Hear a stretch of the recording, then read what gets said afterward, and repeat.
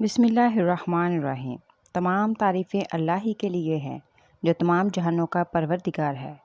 کروڑوں درود نبی کریم صلی اللہ علیہ وآلہ وسلم کی ذات اقدس پر، ان کی آل پر، ان کی اولاد پر اور ان کے اصحاب پر۔ السلام علیکم دوستو، قوم سمود کے بارے میں تو آپ لوگوں نے یقیناً سن رکھا ہوگا۔ ہماری آج کی ویڈیو بھی قوم سمود کے بارے میں ہے۔ ہم آپ کو بتائیں گے کہ قوم سمود کے لوگ کیسے تھے، ان کا رہن سہن کیسا تھا، قوم سمود کا قوم عاد سے کیا تعلق تھا، ان کے رہنے کی جگہ کو مدائن صالحہ کیوں کہا جاتا ہے، مزید یہ کہ قوم سمود کی طرف اللہ تعالیٰ نے کون سے پیغمبر بھیجے، اس پیغمبر نے ان لوگوں کو اللہ تعالیٰ کا کون سا معجزہ دکھایا، اور آخر میں ہم بتائیں گے کہ قوم سمود پر اللہ تبارک تعالیٰ نے کون سا عذاب نازل فرمایا۔ اگر آپ یہ سب باتیں جاننا چاہتے ہیں تو ہماری ویڈیو مکمل دیکھیے گا، اور اگر پسند آئے تو چینل کو سبسکرائب کر کے ویڈیو کو لائک اور شیئر لازمی کیجیے گا۔ ناظرین اکرام، سمود قدیم زیرات العرب کی قوم جو پہلے ہزار کاف میم سے تقریباً حضرت محمد صلی اللہ علیہ وآلہ وسلم کے عہد تک رہے ہیں۔ قوم کے مورث اعلیٰ کا نام سمود تھا اور مشہور نسب نامہ یہ ہے: سمود بن جشیر بن ارم بن سام بن نوح علیہ السلام۔ عاد جس طرح جنوبی اور مشرقی عرب کے مالک تھے، سمود اس کے مقابل مغربی اور شمالی عرب پر قابض تھے۔ قوم عاد میں سے جو لوگ اللہ کے عذاب سے بچ گئے، ان سے آگے سمود قوم کی نسل چلی، مگر یہ لوگ بھی رفتہ رفتہ بتوں کی پرستش کرنے لگے۔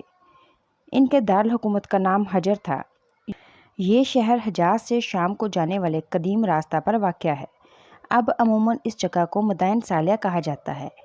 ان کے رہنے کی جگہ کو مدائن صالحہ حضرت صالح علیہ السلام کی نسبت سے کہا جاتا ہے۔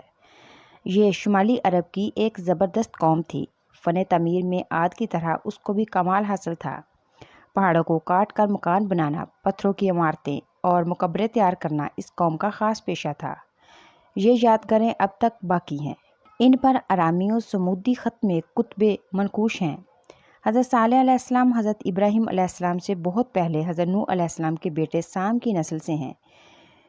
انہیں قوم سمود کے لیے نبی بنا کر بھیجا گیا تھا۔ یہ قوم بہت طاقتور تھی اور پہاڑوں کو تراش کر گھر بنایا کرتی تھی۔ یہ لوگ بتوں کی عبادت کیا کرتے تھے۔ حضرت صالح علیہ السلام نے اپنی قوم کو حتی الامکان سمجھانے کی کوشش کی۔ ایک اللہ کی عبادت کرو، صرف وہی عبادت کے لائق ہے، اس نے پوری کائنات کو پیدا کیا ہے۔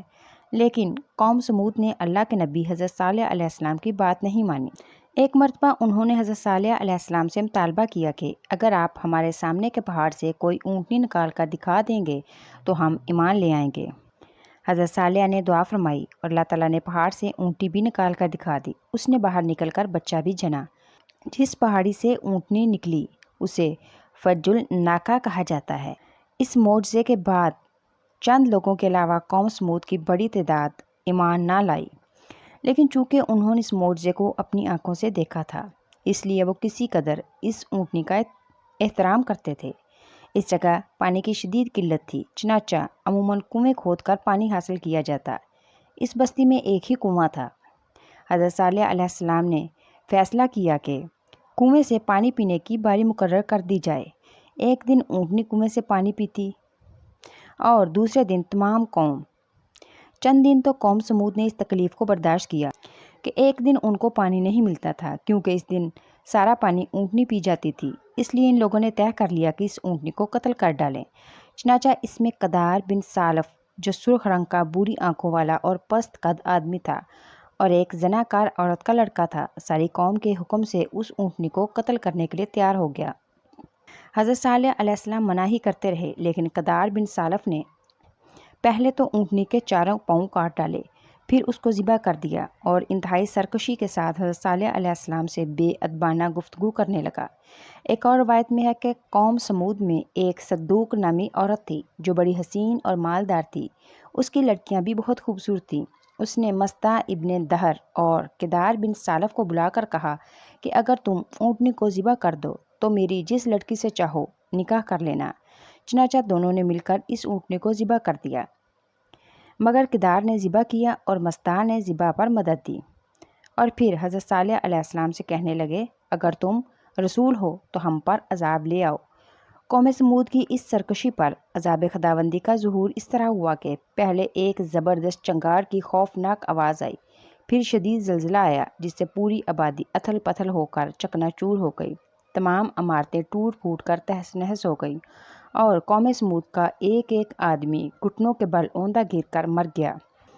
قرآن مجید میں اس بات کو کچھ اس طرح بیان کیا گیا ہے، تو انہیں زلزلے نے آ لیا تو صبح کو اپنے گھروں میں اوندے رہ گئے۔ حضرت صالح علیہ السلام نے جب دیکھا کہ پوری بستی زلزلوں کے جھٹکوں سے تباہ و برباد ہو کر اینٹ پتھر کا ڈھیر بن گئی اور پوری قوم ہلاک ہو گئی تو آپ کو بڑا صدمہ اور قلق ہوا، اور آپ کو قوم سمود اور ان کی بستی کے ویرانوں سے اس قدر نفرت ہو گئی کہ آپ نے ان لوگوں کی طرف سے منہ پھیر لیا اور اس بستی کو چھوڑ کر دوسری جگہ تشریف لے گئے، اور چلتے وقت مردہ لاشوں سے یہ فرما کر روانہ ہو گئے کہ اے میری قوم، بے شک میں نے تمہیں اپنے رب کی رسالت پہنچا دی اور تمہارا بھلا ہی چاہا، مگر تم خیر خواہی کے غرضی ہی نہیں۔ اس قوم کی ہلاکت سے ہمیں عبرت پکڑنی چاہیے اور اللہ پاک کی نافرمانی والے کام نہیں کرنے چاہیے، اور نبی کریم صلی اللہ علیہ وآلہ وسلم کی سنتوں پر عمل کرنا چاہیے، ان کے اسوہ حسنہ کے مطابق زندگی بسر کرنی چاہیے۔ اللہ تعالی ہمیں نیک اعمال کرنے کی توفیق دے اور برے کاموں سے بچنے کی۔ آمین۔